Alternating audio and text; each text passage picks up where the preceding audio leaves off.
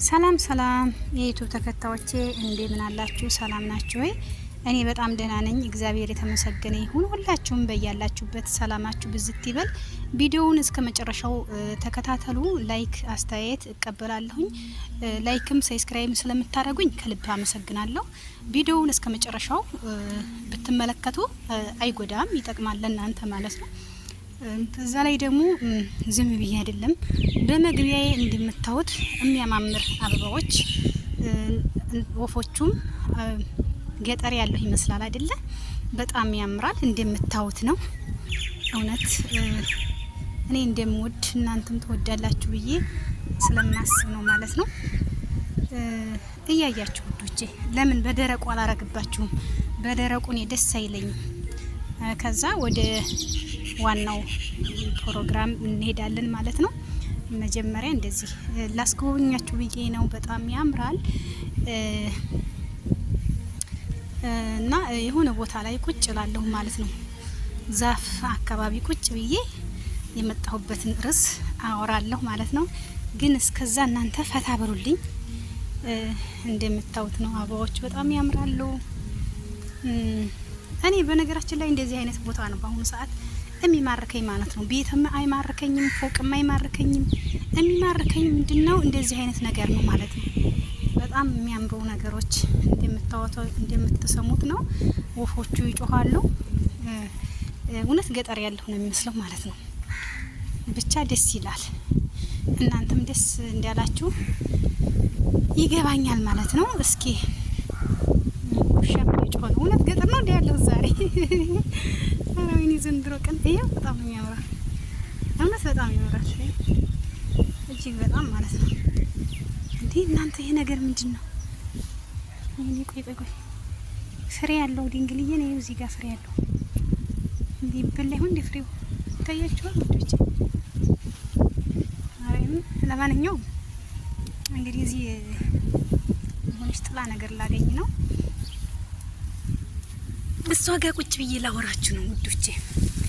እንደዚህም እያሳየኋችሁ እንትን ልበል ብዬ ነው ማለት ነው። ላውራችሁ ብዬ ነው ውዶቼ። ታይ በጣም ሙቀት አለ እያለች ነው ልጅቷ በዚህ የምታልፈው። ሙቀት አለ እዚህ ጋር ነው እያለች ነው። በጣም የሚያቃጥለው ሙቀቱ እውነት ለመናገር ግን እዚህ ጋር ጥላለ። እዚህ ጋር ባህር ነው በነገራችን ላይ። ቆይ ልጅቷ እንዲያትገባብ ብዬ ነው። እጅግ በጣም ያምራል። ቆይ ያሳያችኋለሁ ብርቀቱን ማለት ነው። እንደዛ እንዳልሄድ ያው ሙዚቃ ስለሚገባብኝ ብዬ ነው።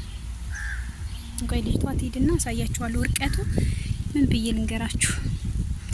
እና ዛሬ እንደዚህ ቦታ ካስጎበኘኋችሁ በኋላ አጠር ያለ ርዕስ አለች ማለት ነው። ቆይ ላሳያችሁ። መጀመሪያ ያለውን እርቀት እያያችሁት ነው። እርቀቱ ባህሩ እያያችሁት ነው ውዶች። በጣም ሩቅ ነው። እዛ ጋር ሄጄ እቀርጻለሁ። ሙቀቱ ነው የሚያቃጥለው። አይዋለሁኝ ግን እዚህ ጋር አውት በጣም ነው የሚያምረው። እኔ ግን ያው ከባህር ይልቅ አረንጓዴ ነገር ስለተመኘው አረንጓዴ ነገር መጣሁ ማለት ነው። እና ስለ ዛሬው ርዕስ እንመለስና ወደ ርዕሳችሁን ልግባላችሁና ዛሬ የመጣሁበት ርዕስ ውዶቼ ስለ ሰራተኛና ስለ አሰሪ ነው። ስለ ሰራተኛና ስለ አሰሪ ነው ዛሬ የመጣሁት ማለት ነው። በነገራችን ላይ በተለይ አሰሪና ሰሪና አሰሪ በሚለው ነው ዛሬ ርዕሴ።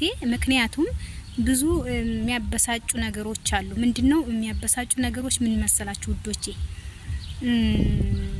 አንደኛ አረብ ሀገር ያለች ሴት ሰራተኛ አትቀጥርም ያለችው ሰራተኛ አትቀጥርም ብሎ የሚያምን ሰው አለ፣ ባይዘው ማለት ነው። ከቀጠረችም ደግሞ እንዴት ነው ሰራተኛ ያናት ለማለት በጣም ለምን ይሳቀቃሉ በሚል ዙሪያ ነው የመጣሁት። ምክንያቱም አረብ ሀገር ያለች ሴት ሰራተኛ መቅጠር አትችልም ያለው ማን ነው? አንደኛ ደረጃ። ሁለተኛ ሰራተኛ ቀጥራ ደግሞ ሰራተኛ ያናት ለማለት በጣም ትሳቀቃለች። ይሄ ምንም ችግር የለውም። ሁላችንም ሰራተኛ ነን። አሰሪም ብትሆን ሰራተኛ ናት፣ ሰሪም ቢሆን ሰራተኛ ብትሆን ሰራተኛ ናት። ሁላችንም አገልጋይ ነን ማለት ነው። አገልጋይ ነን። ምክንያቱም የምናገለግልበት መንገድ ሊለያይ ይችላል። መንግስት ሰራተኛም ሆኖ ራሱ የሚያገለግለው ነገር አለ። ሁላችንም አገልጋይ ሆነን ግን ሰራተኛ ነን ሁላችንም ማለት ነው። ግን ሰው እየገባው አይመስለኝም ማለት ነውና ይሄን ያልኩበት ምክንያት አንዲት አረብ ሀገር ሄደች ሴት ሰራተኛ ብትቀጥር በጣም ነው የምትሳቀቀው፣ በጣም ትሳቀቃለች። ምክንያቱም ምናሳቀቃት ደግሞ እኛው ራሳችን ነን ማለት ነው። እኛው ራሳችን በጣም እናሳቀቃታለን። አንቺ ትናንትና ሰራተኛ አልነበርሽ እንዴ ዛሬ ሰራተኛ ቀጥረሽ ምናምን እንላታለን። እና ይሄ ልክ አይደለም። እኔ ልንገራችሁ፣ ልክ ያልሆነውን ነገር ልንገራችሁ ውዶች። እኔ ሰራተኛ ልክ አይደለም ብዬ እማምነው ምን አለ መሰላችሁ፣ ሰራተኛን አክብሮ ያለ መያዝ ልክ አይደለም ብዬ አምናለሁ። ምክንያቱም ሰራተኛ እንዴታችሁ እንዴ ራሳችሁ ልተዋት ይገባል ብዬ አምናለሁ። ከዛ ውጭ ላለው ነገር ግን ሰራተኛ አይናት ማለት የሚያሳፍርም አይደለም የሚያሳቅቅም አይደለም ብዬ አምናለሁ። ምክንያቱም ሰራተኛ ምንም ችግር የለውም። ምክንያቱም ሁላችንም ሰራተኛ ስለሆነ ማለት ነው። እና ሰራተኛ አይናት ለማለት ብዙ ሰዎች በተለይ አረብ ሀገር ሄዱ በጣም ይሳቀቃሉ ስለሚያሳቅቋቸው ማለት ነው። የሚገርመው ነገር ደግሞ እነሱ እኛንን ደግሞ የምናሳቃቸው የሚያሳዝነው ነገር እዛ ያለች አረብ ሀገር ሳትመጣ እዛ የቀጠረች ሴት ግን ምንም ነገር ስትወቀስ አናያትም። ምንም ነገር አትወቀስም ማለት ነው። ስለዚህ እኔ የማምነው ሰራተኛ በመቅጠር ችግር የለውም። ነገር ግን ችግሩ ምንድነው? እንደ ራሳችን እንደ እህታችን እንደ ወንድማችን ወይም እንደ ራሳችን ስለማናያቸው ይሄ ችግር ሊያመጣ ይችላል ብዬ አስባለሁ።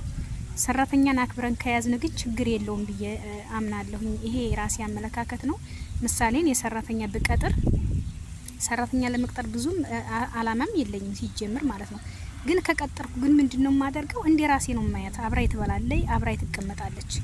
ሶፋ ላይ አትቀመጥ የሚልም አለ በነገራችን ላይ ስላለ ማለት ነው። ይሄ ደግሞ ልክ አይደለም። ሶፋ ላይ ብትቀመጥ ምንድነው ችግሩ ነው። ምግብ ደግሞ የሚለዩ አሉ። ምግብ ምሳሌ ሽሮ ሽሮ የምትበላ ከሆነ እነሱ ስጋ የሚበሉ አሉ። እሷ በቃ እንደዚህ አይነት ነገር አለ። ይሄን ግን እኔ እቃወማለሁ። ምክንያቱም ሁሉም የሰው ልጅ ስለሆነ እኩል ይብላ ብዬ ስለማስብ እሷ ብትሆንም ምንም ችግር የለውም ብትበላም ችግር የለውም ብዬ ስለማስብ ማለት ነው።